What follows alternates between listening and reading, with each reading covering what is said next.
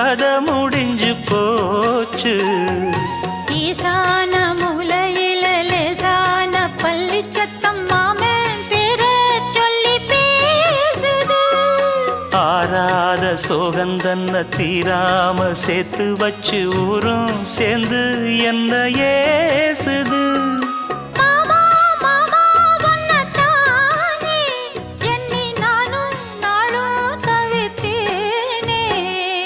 கூண்டுக்குள்ள என்ன வச்சு கூடி நின்ன ஊரை விட்டு கூண்டுக்குள்ள போனதென்ன கோலக்கிளியே.